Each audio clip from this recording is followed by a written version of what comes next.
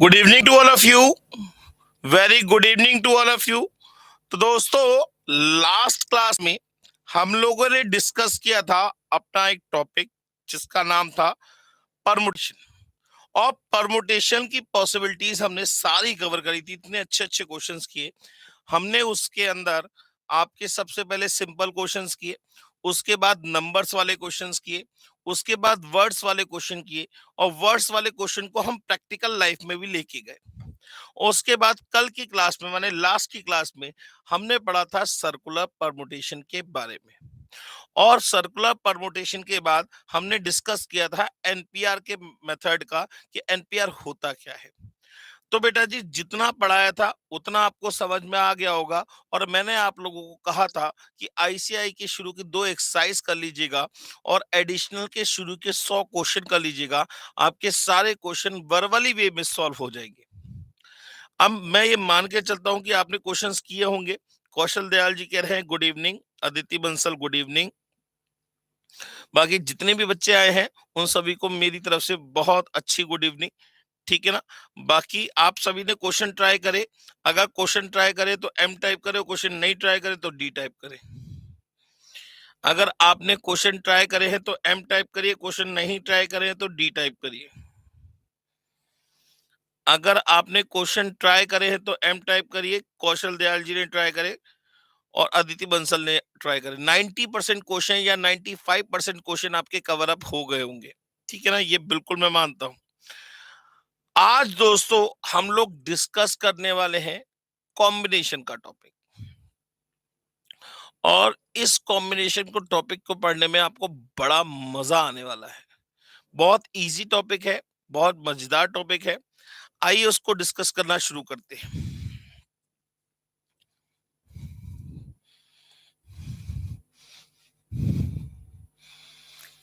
तो दोस्तों, आज हम डिस्कस करेंगे परमुटेशन के बाद जो दूसरा टॉपिक है कॉम्बिनेशन का। तो आनंद भैया good evening, Arsalan good evening, Aditi Bansal तो ठीक है। तो बेटा जी, आज हम लोग डिस्कस करेंगे अपना बहुत ही इंटरेस्टिंग टॉपिक कॉम्बिनेशन। सबसे पहले कॉम्बिनेशन का मतलब क्या है दोस्तों? भाई, combination is the method by which we will find the number of selection. जैसे permutation is the method by which we will find the number of permutation बताएगा। कोई चीज कितने तरीकों से सेलेक्ट की जा सकती है, ये कौन बताएगा? ये कॉम्बिनेशन बताएगा। कॉम्बिनेशन में हम हमेशा नंबर ऑफ सिलेक्शन की बात करते हैं। नंबर ऑफ सिलेक्शन और नंबर ऑफ अरेंजमेंट, माने अरेंजमेंट और सिलेक्शन की बात करूं, अरेंजमेंट और अगर सिलेक्शन की बात करूं, क्योंकि जब ये टॉपिक स्टार्ट हुआ था तब मैंने आप लोगों से डिस्कशन किया था कि अरेंजमेंट और सिलेक्शन ये दो अलग अलग वर्ड्स हैं। इन दोनों में डिफरेंस क्या है? भाई, अरेंजमेंट के अंदर ऑर्डर को प्रेफरेंस दिया जाता है। अरेंजमेंट के अंदर ऑर्डर को प्रेफरेंस दिया जाता है, जबकि सिलेक्शन के अंदर ऑर्डर को कभी भी कोई प्रेफरेंस नहीं दिया जाता। मतलब अगर आप ऑर्डर को प्रेफरेंस देते हुए वेज निकालना चाहते हैं, माने नंबर ऑफ अरेंजमेंट निकालना चाहते हैं, या कहें नंबर ऑफ परमुटेशन निकालना चाहते हैं, तो आपको परमुटेशन यूज करना पड़ेगा। और जहां कहीं भी आप ऑर्डर को प्रेफरेंस नहीं देंगे, माने कौन पहले आता है कौन बाद में आता है, ये आपके लिए मैटर नहीं करता। मतलब आप वहां बात कर रहे हैं सिलेक्शन की, और नंबर ऑफ सिलेक्शन निकालने के लिए आप जिस मेथड का यूज करेंगे दोस्तों, उसका नाम है कॉम्बिनेशन। दोस्तों, उसका नाम है कॉम्बिनेशन। और अगर आपको ऑर्डर को प्रेफरेंस देते हुए नंबर ऑफ वेज निकालने हैं तो उसका नाम है परमुटेशन। ठीक है ना? क्लियर हो गई बात? यहां तक समझ में आ गया? कोई लेट नहीं हुआ बेटा जी, कोई बात नहीं, एक जनरल डिस्कशन चल रहा है। अब अगर हम बात करें, मैं आपसे बहुत ध्यान से और सोच के समझ के जवाब दीजिएगा। अरेंजमेंट के अंदर we give preference to order. हम क्या करते हैं? ऑर्डर को प्रेफरेंस देते हैं। अरेंजमेंट के अंदर ऑर्डर को हमेशा प्रेफरेंस दिया जाता है, जबकि सिलेक्शन के अंदर we will not give preference to order.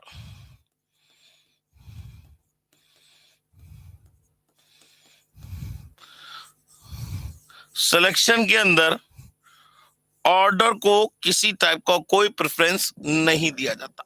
तो अगर मैं आपसे बात पूछूं कि बेटा नंबर ऑफ अरेंजमेंट ज्यादा होंगे या नंबर ऑफ सिलेक्शन, मैं आपसे कोई क्वेश्चन के बारे में बात नहीं पूछ रहा हूं, मैं एक जनरल बात पूछ रहा हूं। यहां ऑर्डर को प्रेफरेंस दिया जाता है। ऑर्डर को प्रेफरेंस देने का मतलब यह हुआ कि कौन पहले आ रहा है कौन बाद में आ रहा है ये मैटर करता है। कौन पहले आ रहा है कौन बाद में आ रहा है ये मैटर करता है, माने ये कहलाएगा अरेंजमेंट। और कोई पहले आए कोई बाद में आए उससे कोई फर्क ना पड़े, that is known to be the selection. तो मैं अगर आपसे पूछूं कि नंबर ऑफ अरेंजमेंट ज्यादा होंगे या नंबर ऑफ सिलेक्शन, भाई जवाब दीजिए। नंबर ऑफ अरेंजमेंट ज्यादा होंगे या number of selection? Number of arrangement ज्यादा होंगे या नंबर ऑफ सिलेक्शन? अरेंजमेंट ज्यादा होंगे। अदिति बंसल जी कह रही है सिलेक्शन ज्यादा होंगे। चलिए कोई बात नहीं अदिति जी, मैं आपको डिस्कस करके बताता हूं। मान लीजिए आपके पास यहां पे ये 5% खड़े हुए,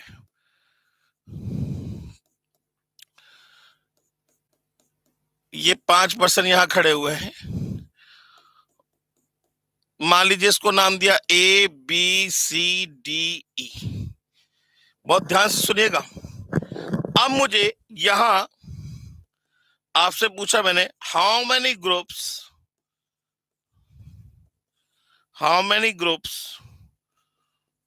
ऑफ 2%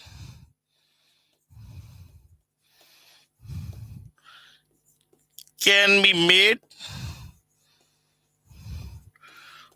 आउट ऑफ 5%।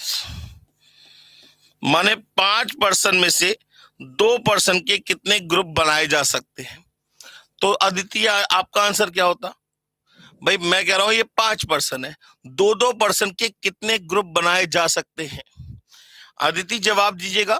2% के कितने ग्रुप बनाए जा सकते हैं? ये 5% A B C D E है। इन 5% में से 2% के कितने ग्रुप बनाए जा सकते हैं? हाँ जी बिल्कुल, आपने बोला 2 ग्रुप बनाए जा सकते हैं। आपका सॉल्यूशन निकल के आया 2 ग्रुप। अब जरा बहुत ध्यान से अपनी बात पे कायम रहिएगा। 2 ग्रुप आपने क्या करा? आपने करा 5% है, 2% के ग्रुप बनाने हैं, तो आपने सीधे सीधे काम क्या किया? 5 divided by 2 that is equal to 2.5। आधा ग्रुप हो नहीं सकता, तो इसलिए आपने इसे नाम दे दिया 2 ग्रुप। यही तो काम करा। अच्छा आइए ग्रुप बनाना शुरू करें। आइए ग्रुप बनाना शुरू करते हैं। आइए जरा शुरू करते हैं। यहां बनाते हैं ग्रुप, ये ए इसको रब कर देते हैं। यहां बनाते हैं ग्रुप, ये जरा ध्यान दीजिएगा सर। पहला पर्सन ए सेलेक्ट कर लिया मैंने। भाई 2% का ग्रुप बनाना मुझे। पहला ए तो दूसरा बी हो सकता था, पहला ग्रुप। पहला ए तो दूसरा सी हो सकता था, दूसरा ग्रुप। ए और डी हो सकता था, तीसरा ग्रुप। अरे 3 ग्रुप तो यही बन गए क्यों भाई? आप तो कह रहे थे सिर्फ 2 ही ग्रुप बन सकते हैं। ए के साथ बी पहला ग्रुप, ए के साथ सी दूसरा ग्रुप, ए के साथ डी तीसरा ग्रुप और ए के साथ ई चौथा ग्रुप। अरे एक ग्रुप और बन गया। अच्छा अब मैं कहूं ए उठ के इधर आओ, ए आ गया। बी तुम भी इधर आओ, वो भी आ गया। फिर मैं कहूं थोड़ी देर नहीं नहीं नहीं, बी तुम पहले इधर आओ, ए तुम इधर आओ, तो क्या ये 2 बातें अलग अलग होंगी? भाई मैं किसी को पहले पुकारूं किसी को बाद में पुकारूं, ग्रुप तो ए बी और बी ए, बात एक ही होगी। तो यहाँ ए बी और बी ए बात एक ही होगी। अच्छा ए के साथ बी हो चुका है, माने बी के साथ ए बी हो चुका है। बी के साथ सी एक ग्रुप और बन सकता है, बी के साथ डी और बी के साथ ई, डी के साथ ए ये हो चुका है, ए डी वाली बात। डी के साथ बी ये भी हो चुका है, डी के साथ सी और डी के साथ ई। ठीक है ना, बात समझ में आ गई। सी के साथ ए ये हो चुका है, सी के साथ बी ये हो चुका है, सी के साथ डी और सी के साथ ई। बात समझ में आ गई। तो कुल मिला के इस तरीके से सी के साथ डी ये हो चुका था, यहाँ पे ये कुल मिला के आएगा। समझ में आ गई बात। तो यहाँ पे टोटल कितने ग्रुप बने? 10 ग्रुप बने। आप बना रहे थे 2 ग्रुप, आप वो डिवीजन कर रहे थे, वो गलत है भाई। अगर आपको ग्रुप बनाना है तो सबसे पहले आपको पहले पर्सन को सेलेक्ट करना पड़ेगा। आप भाई हमने क्या किया, सबसे पहले पहले पर्सन को सेलेक्ट किया ए। जब ए आ गया फिर हम दूसरे पर्सन को सिलेक्ट करने गए, हमने कहा बी, ये पहला ग्रुप। फिर हमने ए को फिक्स रहने दिया, दूसरा पर्सन हो गया सी, दूसरा ग्रुप। फिर ए को फिक्स रहने दिया, दूसरा पर्सन हो गया डी, तीसरा ग्रुप। फिर ए को फिक्स रहने दिया, दूसरा पर्सन हो गया ई, ये चौथा ग्रुप। माने जितने नंबर ऑफ सिलेक्शन पॉसिबल होंगे उतने ही नंबर ऑफ ग्रुप भी पॉसिबल होंगे। मतलब अगर मुझे नंबर ऑफ सिलेक्शन निकालना है या नंबर ऑफ ग्रुप निकालने हैं तो मैं नंबर ऑफ सिलेक्शन पता कर लूं। जितने नंबर ऑफ सिलेक्शन पॉसिबल होंगे उतने ही नंबर ऑफ ग्रुप भी पॉसिबल होंगे। यहां तक बात समझ में आ गई, यहां तक बात समझ में आ गई, यहां तक बात समझ में आ गई। समझ में आ गया हो तो एम टाइप करिए, समझ में ना आया हो तो डी टाइप करिए। समझ में आ गया हो तो एम टाइप करिए, समझ में ना आया हो तो डी टाइप करिए। Aditi Bansal ji M, Cricflix M, Divisha Sinha M, Tushar M, Mohammad Arsalan M, Kamal Parmar M, Riya Agarwal ji M. यहां तक कहानी तो बिल्कुल सेट हो चुकी है। अच्छा जी, अब अगर बात करें, बहुत ध्यान समझना, अगर मैं अरेंजमेंट की बात करूं,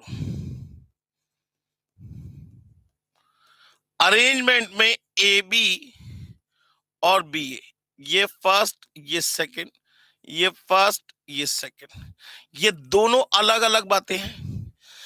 अरेंजमेंट के अंदर ए बी और बी ए, ये दो अलग अलग बातें। यहां ए को फर्स्ट बी को सेकंड, यहां बी को फर्स्ट ए को सेकंड। कौन पहले आ रहा है कौन बाद में आ रहा है ये हमारे लिए मैटर करता है। ये अरेंजमेंट है। और अगर मैं सिलेक्शन की बात करूं,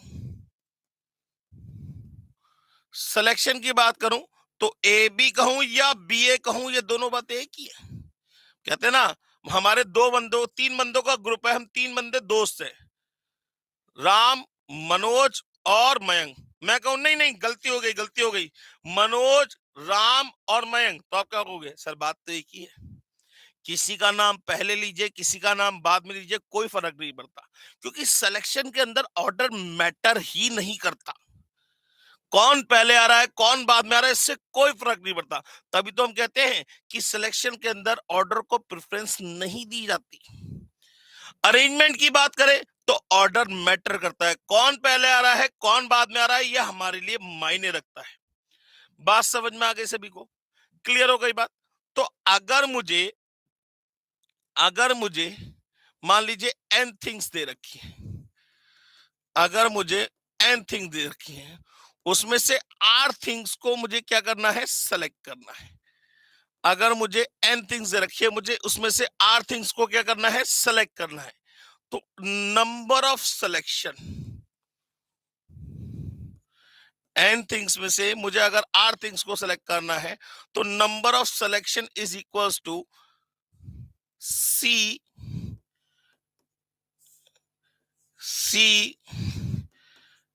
n r, C n r, या फिर इसे बोल सकते हैं NCR, या इसे बोल सकते हैं NCR। NCR का मतलब हो गया n थिंग्स में से r थिंग्स को क्या किया जाएगा? सेलेक्ट किया जाएगा। या ये कहें n थिंग्स में से r थिंग के कितने ग्रुप बनाए जा सकते हैं। भाई ग्रुप बनाने के लिए करना तो आपको सिलेक्शन ही पड़ेगा। नंबर ऑफ ग्रुप आपको तभी पता लग पाएंगे जब आप सेलेक्ट करेंगे। भाई पहला पर्सन सेलेक्ट करेंगे, दूसरा पर्सन सेलेक्ट करेंगे, तब जाके ग्रुप बनेगा ना। या 3 पर्सन का ग्रुप बनाना, तब पहला पर्सन सेलेक्ट करेंगे, दूसरा पर्सन सेलेक्ट करेंगे, तीसरा पर्सन सेलेक्ट करेंगे, तब जाके ग्रुप बनेगा ना। उससे पहले ग्रुप बन ही नहीं पाएगा। तो अगर आपको n थिंग्स में से r थिंग्स को सेलेक्ट करना है तो आपको क्या निकालना पड़ेगा, नंबर ऑफ सिलेक्शन निकालने पड़ेंगे, that is equal to NCR। मैं कहूं n में से r को सेलेक्ट करने के बेस, या ये कहूं n पर्सन में से r पर्सन के कितने ग्रुप बनाए जा सकते हैं, तो दोनों का मतलब एक ही है, अलग अलग नहीं है। बात समझ में आ गई? That is always equals to n factorial n minus r का फैक्टोरियल और r factorial. Here n is always greater than equals to r। n की वैल्यू हमेशा r या r से बड़ी, वो हमेशा r से बड़ी या r के बराबर होगी।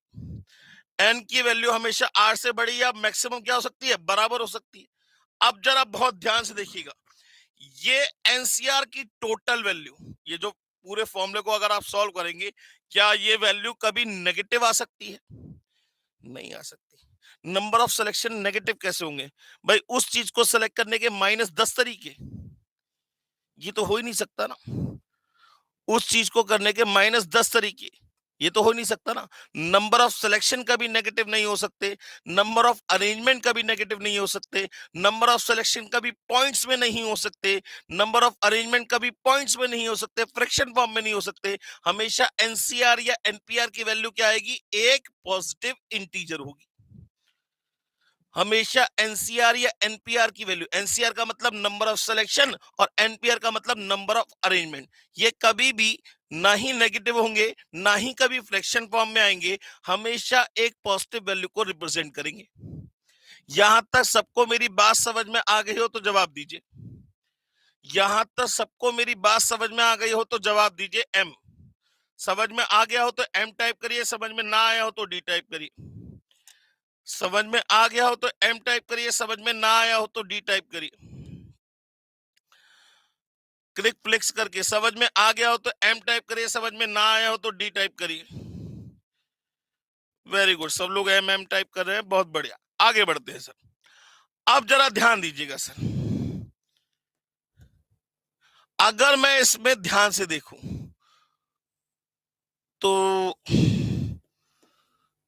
ये बहुत ध्यान समझिएगा, ये क्या बना, what is this, n factorial upon n minus r factorial, that is known to be the npr। और यहां क्या रह गया, डिवाइड में r फैक्टोरियल रह गया। मतलब npr को अगर आप r फैक्टोरियल से डिवाइड कर देते हैं, भाई ये पूरी वैल्यू npr और यहां r फैक्टोरियल डिवाइड में रह गया, तो अगर आप npr को r फैक्टोरियल से डिवाइड कर देते हैं तो आपकी क्या वैल्यू निकल के आएगी, एनसीआर। मतलब अब अगर जब मैं बाय लैंग्वेज की बात करूं तो that is the number of selection,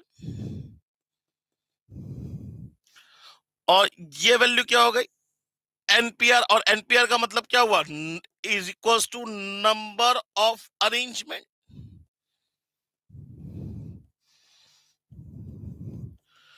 divided by क्या हो गया, आर फैक्टोरियल। माने अगर कभी भी आपको लाइफ में, याद रखिएगा, नंबर ऑफ सिलेक्शन निकालने हैं, अगर कभी भी आपको नंबर ऑफ सिलेक्शन निकालने हैं तो नंबर ऑफ अरेंजमेंट को आर फैक्टोरियल से डिवाइड कर दीजिए, और होना भी यही चाहिए। भाई नंबर ऑफ अरेंजमेंट ज्यादा होंगे और नंबर ऑफ सिलेक्शन कम होंगे, तो नंबर ऑफ अरेंजमेंट को अगर आप जैसे मान लीजिए 2% की बात करते तो डिवाइड बाय 2 फैक्टोरियल करेंगे तभी तो आधा आएगा। भाई ए बी और बी ए बी और बी ए अरेंजमेंट में ये दोनों बातें क्या है, अलग अलग है। ए बी और बी ए अरेंजमेंट के अंदर ये दोनों बातें अलग अलग है, लेकिन अगर सिलेक्शन की बात करूं तो सिलेक्शन के अंदर ए बी और बी ए ये दोनों बातें सेम है। सिलेक्शन के अंदर ए बी और बी ए ये दोनों बातें सेम है, माने सिलेक्शन तो बनेगा एक लेकिन अरेंजमेंट बनेंगे दो, अगर 2% की बात करता हूं। तो अगर आप नंबर ऑफ अरेंजमेंट को आर फैक्टोरियल से डिवाइड कर देंगे तो वो किस में कन्वर्ट हो जाएगा, नंबर ऑफ सिलेक्शन में कन्वर्ट हो जाएगा। या ये कहें नंबर ऑफ सिलेक्शन को आर फैक्टोरियल से मल्टीप्लाई कर दीजिए तो वो किस में कन्वर्ट हो जाएगा, नंबर ऑफ अरेंजमेंट में कन्वर्ट हो जाएगा। बात समझ में आ गई, क्लियर हो गई बात? तो जरा मेरे साथ मैं लिख देता हूं उसमें, when we want to define, या कुछ और लिखते हैं, इसी की बात करते हैं। If R things be selected from n different things, from n different things, then number of groups कहूं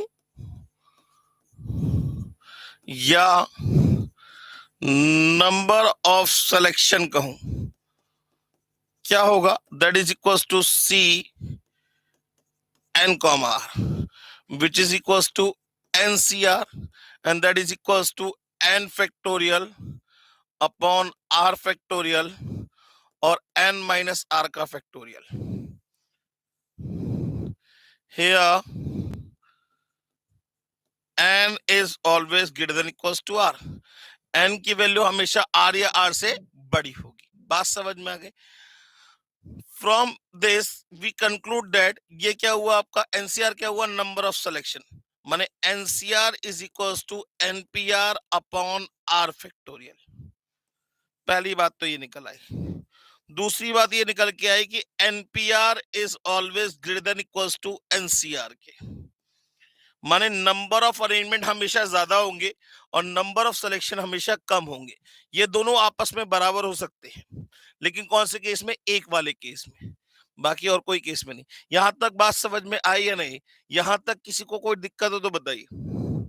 यहां तक सबको समझ में आ गया हो तो बताइए। समझ में आ गया हो तो एम टाइप करिए, समझ में ना आया हो तो डी टाइप करिए। जब तक टाइप नहीं करेंगे तब तक आगे नहीं बढ़ेंगे। जब तक तोड़ेगा नहीं तब तक छोड़ेगा नहीं। जल्दी से बताइए, यहां तक सबको समझ में आ गया? किसी का कोई डाउट तो नहीं है? M M M M M भाई झड़ी लगा दिया आप लोगों ने तो एम की। बात समझ में आ गई? क्लियर हो गई बात? चलिए आगे बढ़ते हैं दोस्तों।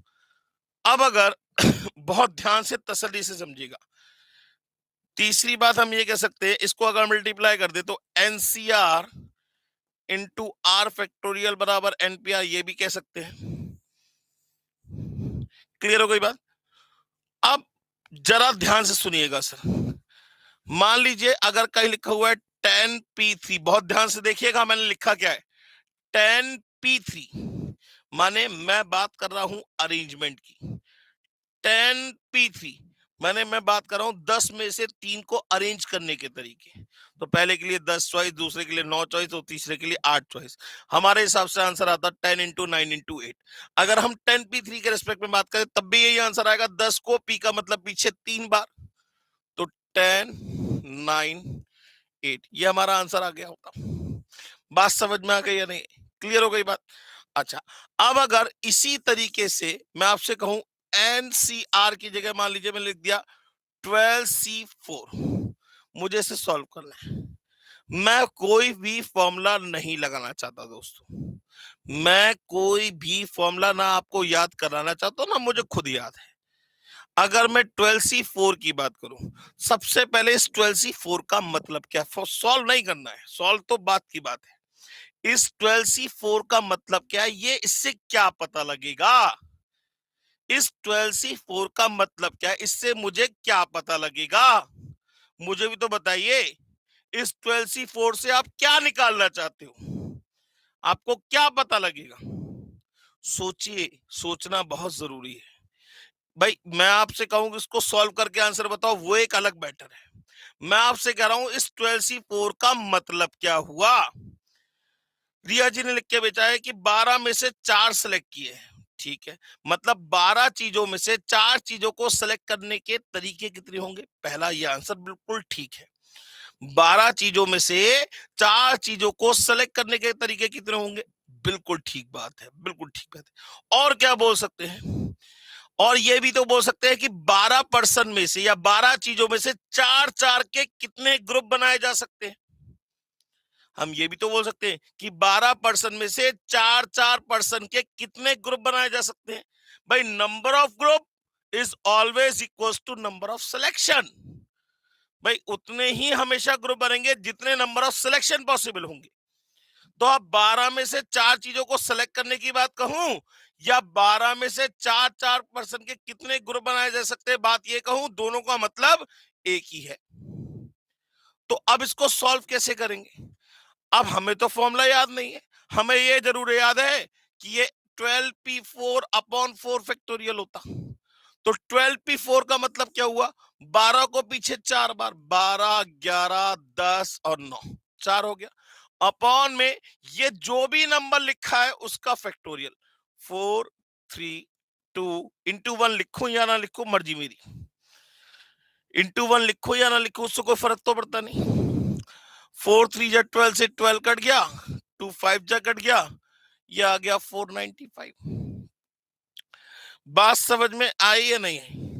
यहां तक किसी का कोई डाउट हो तो बताइए, यहां तक किसी का कोई डाउट हो तो बताइए मालिक लोग। यहां तक किसी को कोई डाउट हो तो डी टाइप करें, और समझ में आ गया हो तो एम टाइप करें।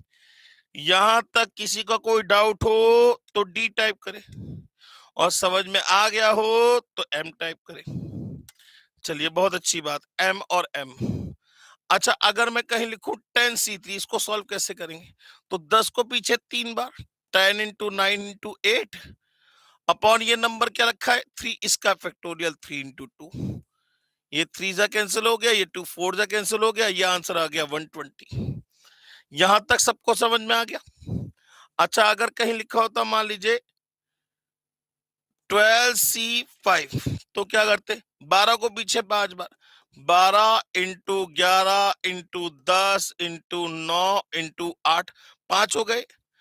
अपॉन में इसका factorial 5 into 4 into 3 into 2 into 1 लिखो या लिखो मर्जी मेरी। 12 से 12 कट गया, 5 2 जा 10 से 10 कट गया, 9 8 जा 72 इंटू 11 792।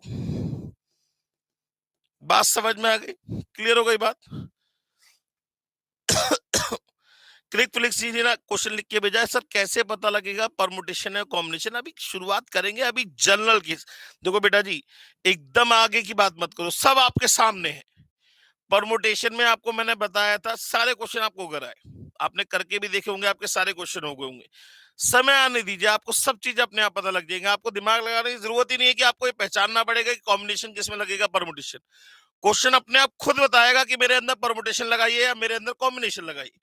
इसके लिए थोड़ा सा वेट करिए ना, अभी तो हम डिस्कशन कर रहे हैं बेसिक रूट का, इसमें कोई दिक्कत हो तो बताइए, यहां तक किसी को कोई प्रॉब्लम हो तो बताइए। चलिए आगे बढ़ते हैं। अच्छा अगर मैं लिखता मान लीजिए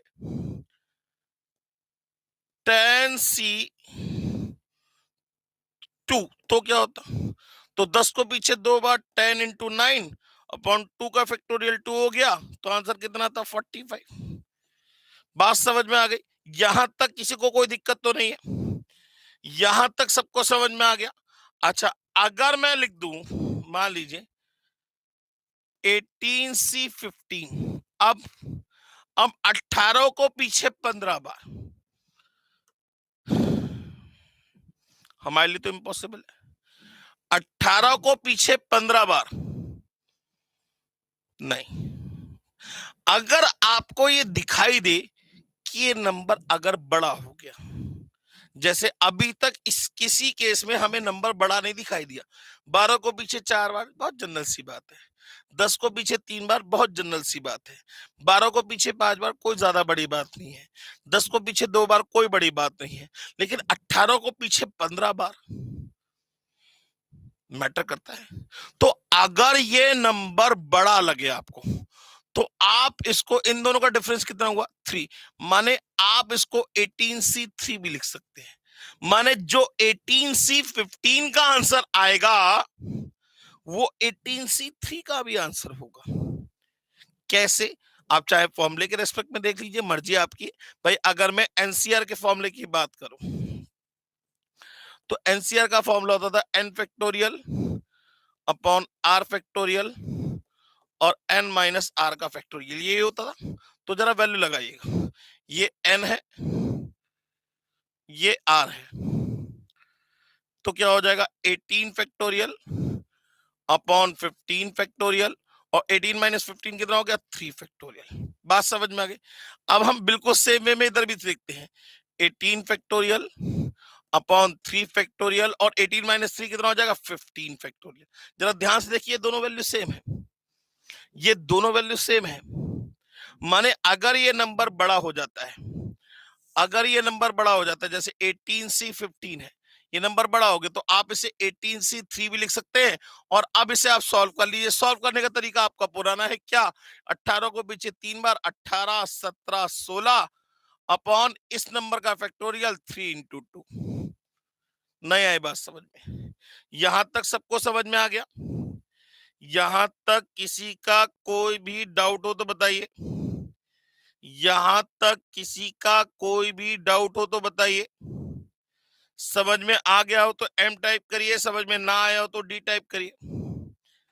समझ में आ गया हो तो एम टाइप करिए, समझ में ना आया हो तो डी टाइप करिए। वेरी गुड जी। अच्छा, अब अगर मैं बात करूं, फिर दोबारा से शुरू करते हैं। अगर मैं बात करूं एनसीआर की, तो एनसीआर का फॉर्मूला क्या होता है? ये होता है N factorial upon R factorial और एन माइनस आर का factorial. Here n is always greater than equals to r.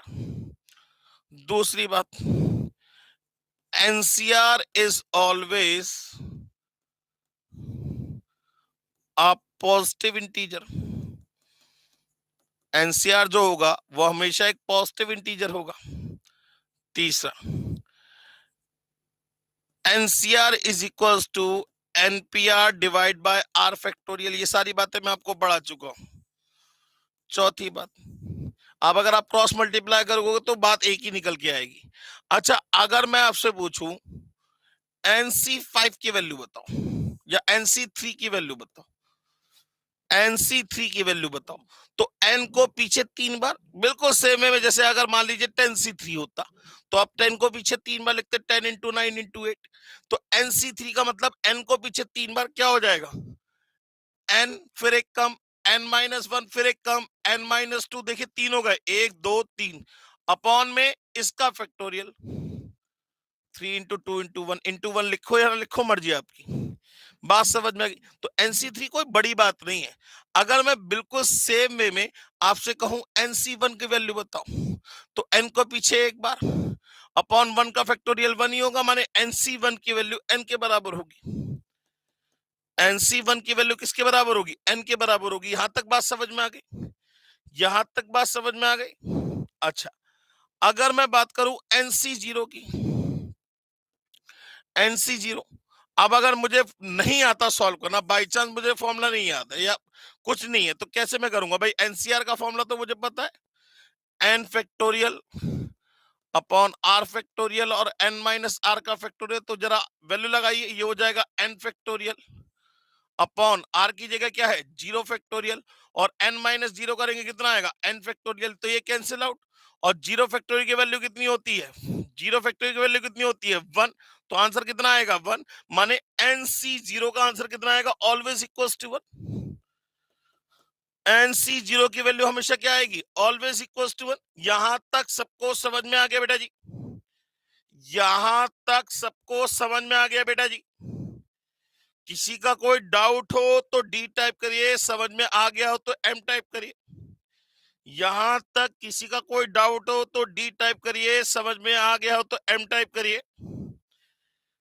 यहां तक किसी को कोई प्रॉब्लम तो नहीं है बेटा जी? यहां तक किसी को कोई प्रॉब्लम तो नहीं है बेटा जी? Very good, hmm M hmm, very good. अच्छा जी, आगे बढ़ते हैं। अच्छा, अगर मैं बात करूं, मान लीजिए लिखा मैंने 6C6, इसका मतलब क्या होगा, 6 को पीछे 6 बार, 6, अब ये 5 4 3 2 और 1 अपॉन में इसका फैक्टोरियल 6 5 4 3 2 1, कट के क्या आएगा 1, माने 6C6 की वैल्यू 1, 5C5 की वैल्यू 1, 4C4 की वैल्यू 1, 3C3 की वैल्यू 1। तो अगर मैं कहूं तो NCN की वैल्यू भी 1, एन सी एन की वैल्यू भी 1। यहां तक बात समझ में आ गई। चलिए अब आगे बढ़ते हैं। अभी मैंने आपसे एक बात करी थी क्या, कि अगर मान लीजिए लिखा होता 52C49, 52C49, तो क्या 52 को पीछे 49 टाइम्स लिखते? ये नंबर बड़ा हो गया। जब ये नंबर बड़ा हो गया तो इसको छोटा करने के लिए क्या लिख सकते हैं? 52C3 लिख सकते हैं। माने 52C49 को 52C3 लिखा जा सकता है। अब 52C3 सॉल्व करना कोई बड़ी बात नहीं है। 52C3 सॉल्व करना हमारे लिए कोई बड़ी बात नहीं है। यहां तक सबको समझ में आ गया बेटा जी?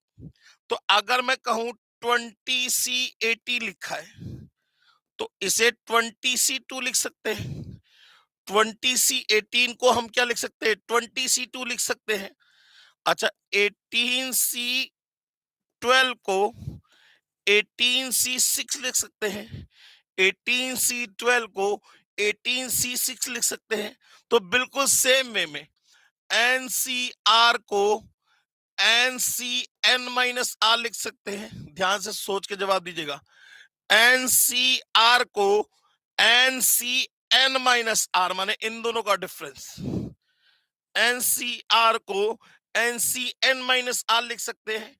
इस वाले फॉर्मुलेशन में कहीं कोई दिक्कत हो, कोई परेशानी हो रही हो तो बताइए। NCR को NCN-R लिख सकते हैं।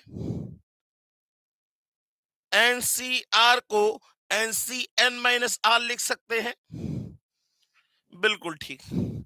अच्छा, एट्थ ये है कि इफ NCX बराबर NCY, इफ NCX बराबर NCY, तो देन क्या होगा? Then X equals to Y। तो X इक्वल्स टू Y होगा क्या? इफ NCX बराबर NCY। अरे बोलते क्यों नहीं? जवाब तो देना पड़ेगा आप लोगों को। इफ NCX बराबर NCY, तो X equals to Y। Am I right और रॉन्ग? यस सर बोल रहे हैं। तो यहां से देखिए जरा, यहां से देखिएगा जरा,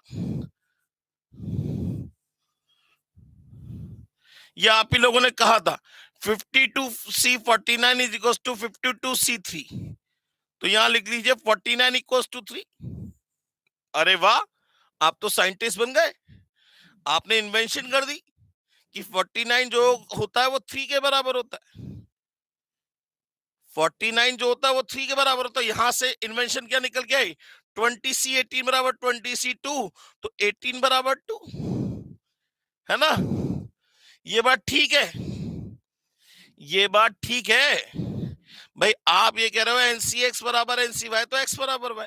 ऐसे तो 52C49 52C3 बराबर है, तो 49 equals to 3, 18 equals to 2, 12 equals to 6। अरे मालिक लोग, क्या ये बात ठीक है? बच्चा लोग, क्या ये बात ठीक है? बदमाशों, क्या ये बात ठीक है? ये गलत है। अगर NCX बराबर NCY होगा तो ये आप बिल्कुल गलत सोच रहे हैं भाई। अगर मैं कहूं 24C20, तो ये किसके बराबर होगा? 24C4 के बराबर होगा। तो NCX बराबर NCY है, तो इन दोनों का सम इस क्वांटिटी के बराबर होना चाहिए। माने देन N इक्वल्स टू क्या होगा? X प्लस Y के बराबर होगा। तो N की वैल्यू किसके बराबर होगी? X प्लस Y के बराबर होगी। यहां तक समझ में आ गया सभी को? यहां तक किसी का कोई डाउट हो तो बताइए। यहां तक किसी का कोई डाउट हो तो बताइए। यहां तक किसी का कोई डाउट हो तो बताइए। समझ में आ गया हो तो M टाइप करिए, समझ में ना आया हो तो D टाइप करिए। समझ में आ गया हो तो M टाइप करिए, समझ में ना आया हो तो D टाइप करिए। समझ में आ गया हो तो M टाइप करिए, समझ में ना आया हो तो D टाइप करिए। तो अगर जैसे मैं क्वेश्चन कहूं, मैंने कहा इफ NC5 बराबर NC3, then find n equals to हमारी NC5 बराबर NC3, तो n की वैल्यू कितनी होगी? NC5 बराबर NC3, तो n की वैल्यू कितनी होगी? NC5 बराबर NC3, तो n की वैल्यू कितनी होगी? 8। बिल्कुल ठीक, इन दोनों का सम के बराबर होगी 8। अगर मैं कहूं NC10 बराबर NC2, तो n की वैल्यू कितनी होगी? 12। अगर मैं कहूं NC10 बराबर NC90, तो n की वैल्यू कितनी होगी? 100। नहीं आई बात समझ में? बात क्लियर हो गई बेटा जी? 12 कैसे आ जाएगी? क्रिक फ्लिक्स जी ने लिखा है भेजा 12, कौशल दयाल अच्छा इसका बोला होगा, ठीक, कोई दिक्कत नहीं।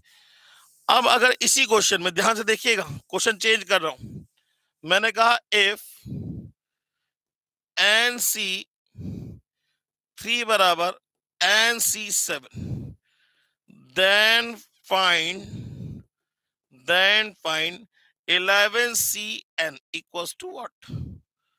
Then find 11CN equals to what? सबसे पहले तो n की वैल्यू बताइए, सबसे पहले n की वैल्यू बताइए। NC3 बराबर NC7, NC3 बराबर NC7, तो यहां से n की वैल्यू 10 आ गई, यहां से n की वैल्यू 10 आ गई।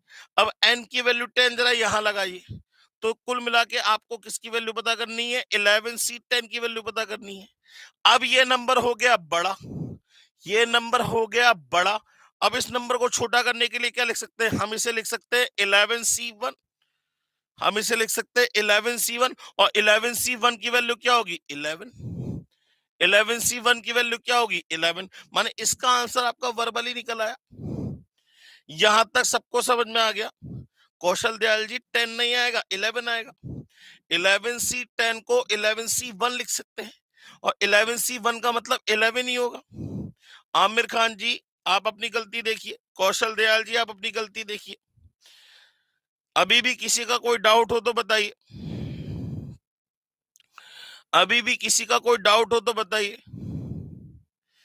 अभी भी किसी का कोई डाउट हो तो बताइए। चलिए फिर दोबारा रिवाइज करते हैं, हमने क्या क्या पढ़ लिया। तो कॉम्बिनेशन की बात करें,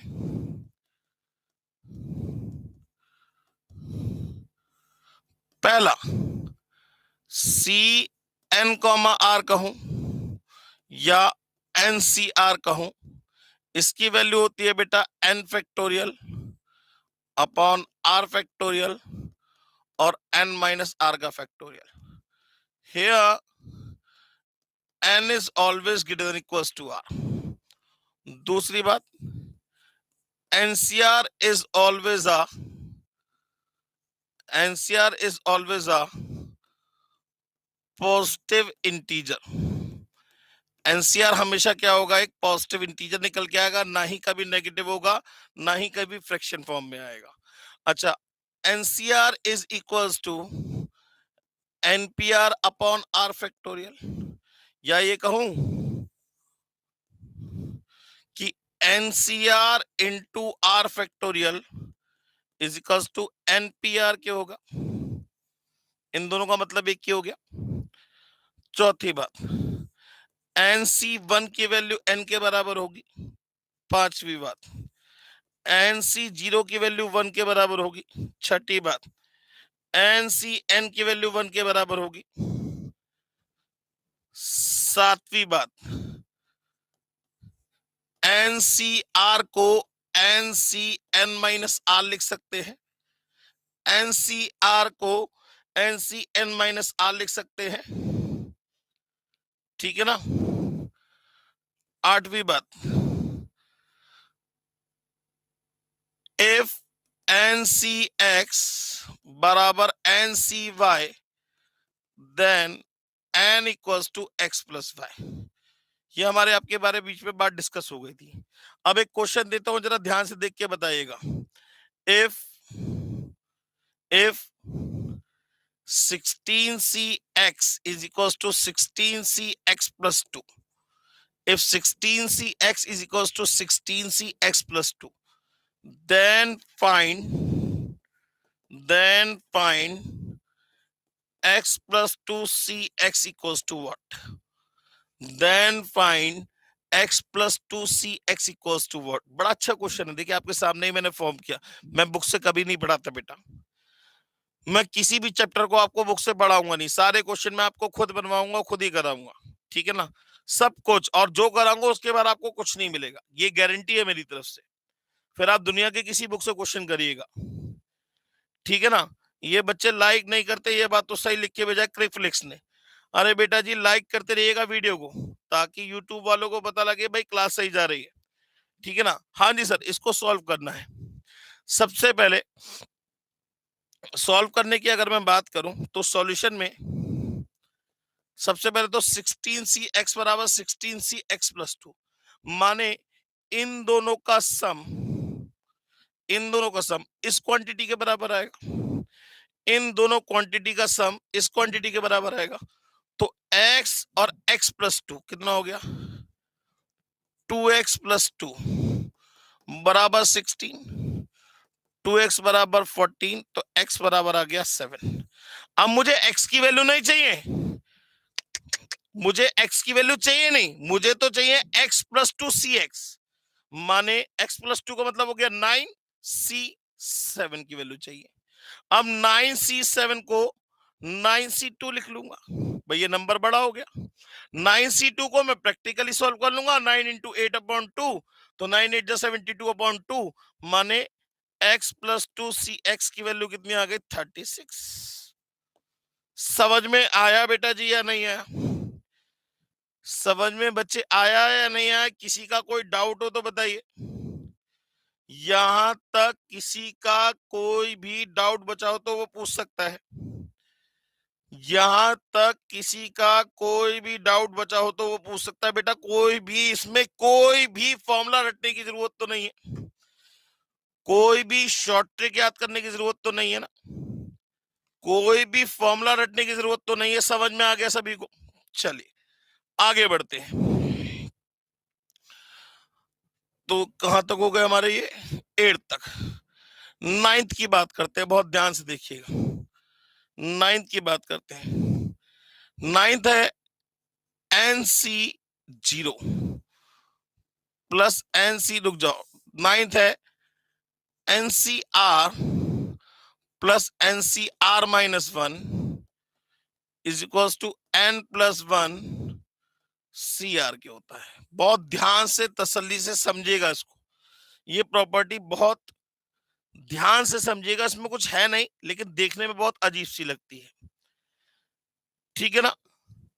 NCR प्लस NCR-1, अगर हम ध्यान से देखें तो ये NCR है, ये NCR-1 है, माने इन दोनों में 1 का डिफरेंस है।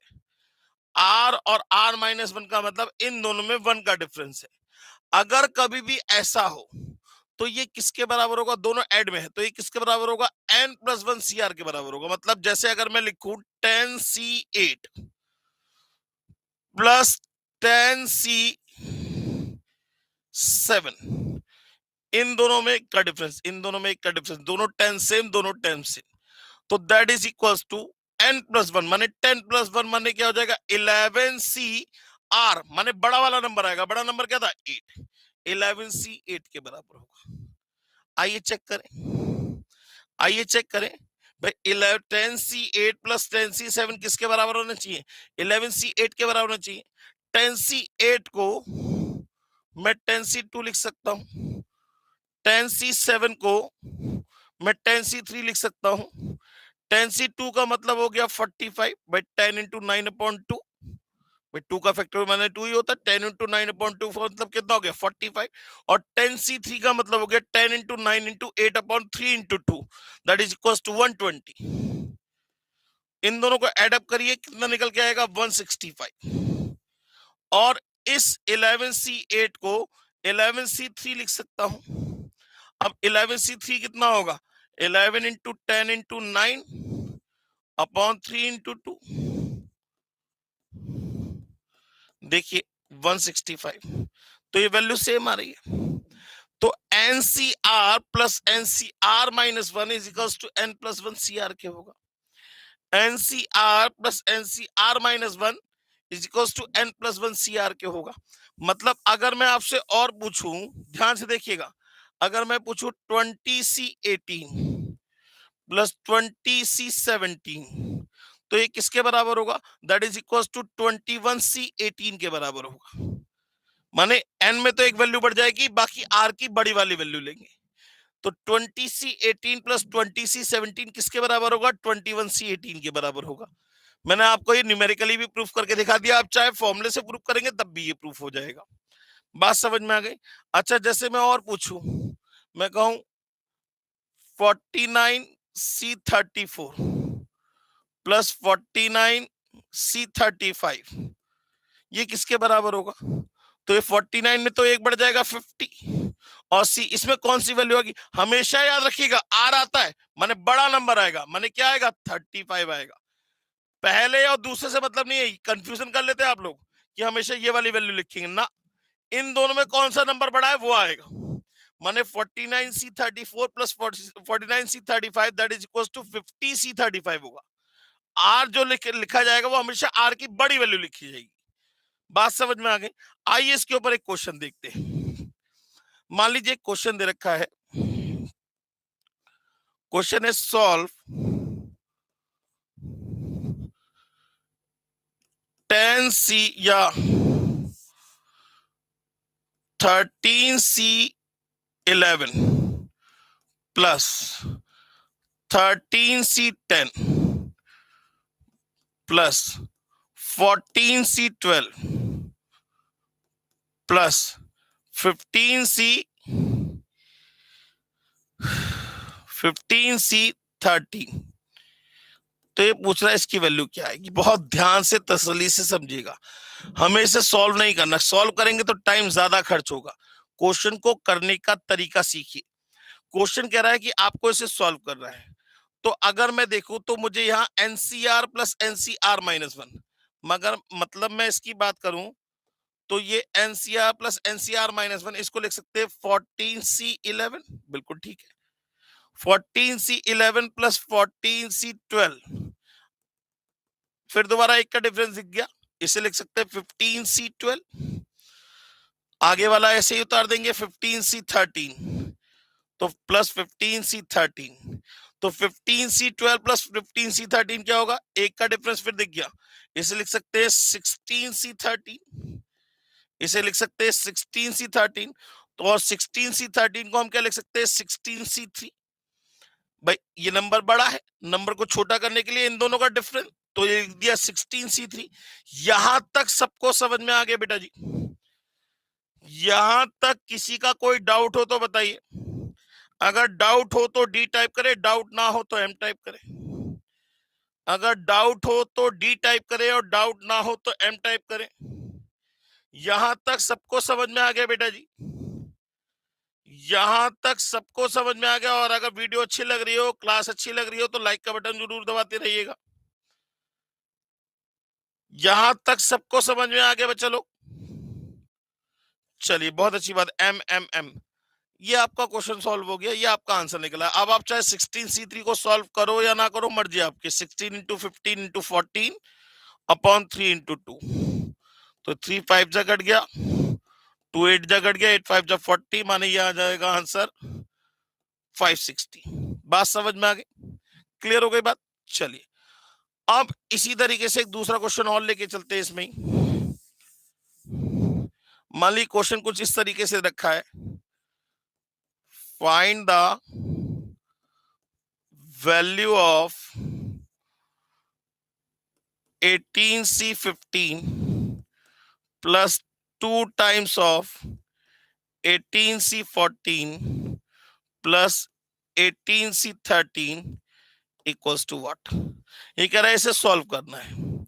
बहुत आराम से तसल्ली से समझिए, जरा ध्यान से देखिए। आर की वैल्यू एक कम होती जा रही है, माने ये प्रॉपर्टी अपने आप ही आपको समझ में आ जाएगी प्रॉपर्टी कहां लगनी है। इन दोनों में हमेशा एक का डिफरेंस होगा, ये इनकी वैल्यू सेम होगी। सबसे पहले अगर मैं बात करूं इसकी, तो ये एक टाइप का 2 इंटू एक्स है। भाई अगर मैं इस क्वांटिटी को x मानूं तो ये 2 इंटू एक्स है। इस 2x को क्या मैं x प्लस एक्स लिख सकता हूं? भाई 2x का मतलब ही यही है। एक्स ऐड होगा कितना टाइम्स, 2 टाइम्स, तो x प्लस एक्स, माने अगर मैं चाहूं तो यहां लिख सकता हूं 18c15 और इसको तोड़ ले रहा हूं 18c14 प्लस 18c14 और प्लस 18c13 ऐसे ही, माने इस 2 टाइम्स को मैंने ये 2 बार ऐड करके दिखा दिया। अब जरा ध्यान दीजिएगा 18c15 plus 18c14 NCR plus NCR minus 1 दोनों में एक का डिफरेंस दिखाई दे रहा है। 18c15 प्लस 18c14 को हम क्या लिख सकते हैं, 19c15 लिख सकते हैं। 18c14 plus 18c15 plus 18c14 को क्या लिख सकते हैं, 19c15 लिख सकते हैं। बिल्कुल सेम वे में 18c14 प्लस 18c13 को क्या लिख सकते हैं, 19c14 लिख सकते हैं। और 19c15 प्लस 19c14 को क्या लिख सकते हैं, 20c15 लिख सकते हैं।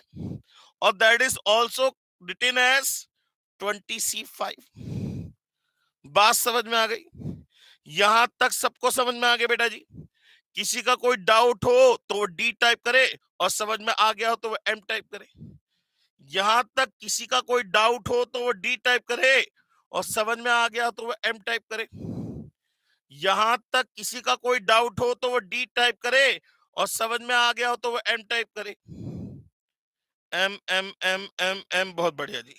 आगे बढ़े सरकार, ये प्रॉपर्टी समझ में आ गई आपको? अब इसी प्रॉपर्टी को थोड़ा सा एक क्वेश्चन और चेंज करके लिखता हूं मैं आपके सामने। क्वेश्चन है find the value of NCR plus 2 times of NCR minus 1 plus NCR minus 2 equals to what? ये क्वेश्चन पेपर में सबसे ज्यादा पूछा जाता है और ऐसे ही उतर के आता है। बहुत अच्छा क्वेश्चन है, बहुत बहुत अच्छा क्वेश्चन है, ठीक है ना? तो अब आप जरा ध्यान से देखिए, इसमें क्या करेंगे, कुछ नहीं करेंगे, इस 2 टाइम्स को हम क्या कर देंगे, तोड़ लेंगे। तो ये हो जाएगा NCR plus NCR minus 1 plus NCR minus 1 और प्लस NCR माइनस 2, ये एज इट इज उतार दिया। यहां तक समझ में आ गया सभी को? अब जरा देखिए NCR और NCR माइनस 1, इन दोनों को कंबाइन करके क्या लिख सकता हूं मैं, N प्लस 1 CR लिख सकता हूं, बिल्कुल लिख सकता हूं। NCR माइनस 1 और NCR माइनस 2, इन दोनों में भी एक का डिफरेंस है, तो इसको भी क्या लिख सकता हूं, N प्लस 1 CR माइनस 1 लिख सकता हूं। अगेन दोनों में एक का डिफरेंस है, तो इसे लिख सकता हूं N प्लस 2 CR। ये आपका आंसर आ गया। ये क्वेश्चन पेपर में सबसे ज्यादा पूछा जाता है, इस टाइप का क्वेश्चन, और ये क्वेश्चन एज इट इज बनता है। यहां तक सबको समझ में आ गया बेटा जी? यहां तक किसी का कोई डाउट हो तो बताइए। यहां तक सबको समझ में आ गया? हमने कितने पढ़ लिए, 9 फॉर्मूले पढ़ लिए, एक भी फॉर्मूला आपको याद नहीं करना पड़ा होगा, ये समझ में आ गया होगा। आगे बढ़ते हैं बेटा जी, 10th की बात करते हैं। इसका रीजन मैं आपको नेक्स्ट क्लास में बताऊंगा, अभी सिर्फ आपको नोट करना है विद रीजन। मैं इसके बारे में नेक्स्ट क्लास में आपसे बात जरूर करूंगा। 10th क्या है कि NC0 plus NC1 plus NC2 up to so on to NCN, ये कहां से आया, क्यों आया, कैसे आया, ये सब बातें मैं आपसे नेक्स्ट क्लास में करूंगा। NC0 plus NC1 plus NC2 up to so on to NCN, that is equals to 2 to the power n। मतलब कहने का क्या है, मतलब कहने का यह है कि अगर 5C0 plus 5C1 plus 5C2 plus 5C3 plus 5C4 और प्लस 5C5 करें, अगर आप इन सबको सॉल्व करेंगे तो आपको 2 की पावर 5 मतलब आंसर मिलेगा आपका 32। चाहे आप सॉल्व करके देख लीजिए। 5C0 plus 5C1 plus 5C2 up to so on to 5C5, तो ये किसकी बराबर होगी, 2 की पावर 5 के बराबर होगी, चाहे आप सॉल्व करके देख लीजिए। मतलब अगर मैं लिखूं 11C0 plus 11C1 plus 11C2 और up to so on to 11C11 तक, ध्यान रखिए 0 से स्टार्ट होकर 11 पे खत्म हो रहा है, 0 से स्टार्ट होकर n पे खत्म हो रहा है, तो दैट इज इक्वल टू 2 की power 11। That is equal to 2 की पावर 11। तो NC0 plus NC1 plus NC2 up to so on to NCN that is always equal to 2 to the power n। अब अगर बात करें तो इस आंसर में ये उठा के इस साइड में ले जाऊं, ठीक है ना। तो अगर मतलब ये है कहने का कि अगर ये सीरीज 0 से स्टार्ट ना हो के 1 से स्टार्ट हो, NC1 plus NC2 plus NC3 और up to so on to NCN, तो ये किसके बराबर होगा? ये होगा 2 की पावर n-1 के बराबर होगा। मतलब ये सीरीज अगर 0 से स्टार्ट ना होके 1 से स्टार्ट होगी तो इसकी वैल्यू क्या होगी? 2 की पावर n-1 के बराबर होगी। माने ये वैल्यू 1 है, ये इधर जाएगी काय का हो जाएगा? माइनस का 1 हो जाएगा, तो ये 2 की पावर n-1। यहां तक सबको समझ में आ गया बेटा जी? यहां तक सबको समझ में आ गया बेटा जी? समझ में आया हो तो M टाइप करिए और समझ में ना आया हो तो D टाइप करिए। समझ में आया हो तो M टाइप करिए और समझ में ना आया हो तो D टाइप करिए।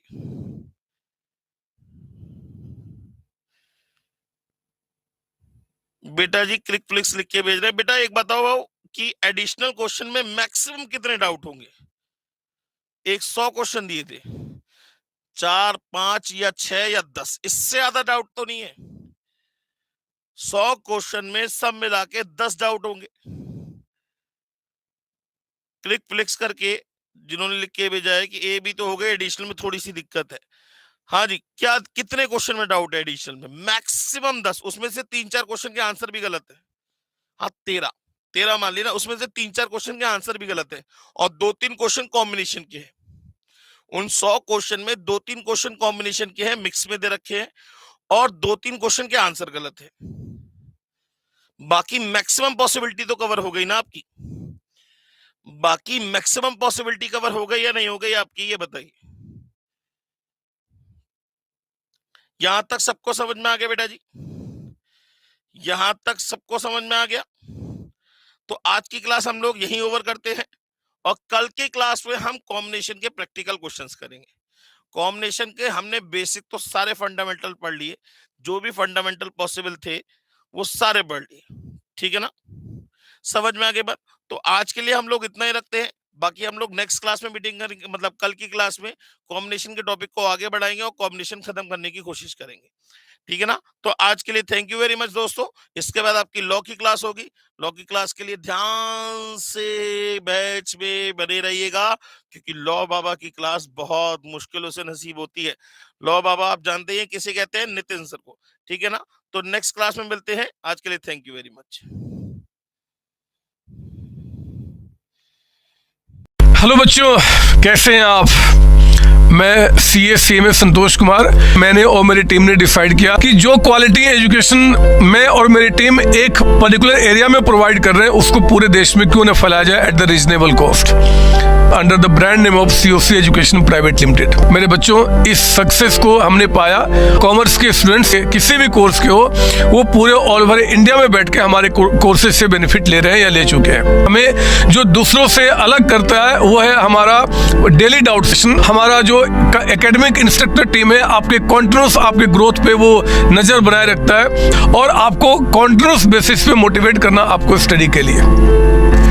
मेरे बच्चों, कुछ रिव्यूज पूरे ऑल ओवर इंडिया से आए हैं, मैं चाहता हूं कि वो आपसे शेयर करूं। This is Komal Mishra of class 11. I am Rishik, preparing for CA Foundation. Hello, my name is Anshika and I'm doing CA Intermediate. Ayaz from Bihar, the student of COC since class 11th and now in Foundation. I have purchased my CMA intermediate classes from COC Education. Hi everybody, this is Rahul. I am currently pursuing the CMA Finance. मैंने YouTube पर पहली बार संतोष sir का class देखा। उनके पढ़ाने का तरीका मुझे बहुत ही पसंद आया। Very thankful to Santosh sir. He is really a very nice teacher. अगर मैं संतोष सर के टीचिंग स्टाइल के बारे में बात करूँ तो आपको महसूस ही नहीं होगा कि आप वीडियो क्लासेस में बैठे हो, आप लाइव क्लासेस में बैठे हो। Santosh sir has cleared all my doubts and he gives a very तगड़ा answer to my content. Thanks to COC, my concepts are pretty clear, my doubts get clear right away and I'm even able to score a good mark. इसलिए मैं संतोष sir का दिल से thank you so much कहना चाहता हूँ। आइए आप भी हमारे साथ ज्वाइन करें और सक्सेस के पाथ पे आप भी हमारे साथ अपने सपनों को पूरा करें। थैंक यू बच्चों।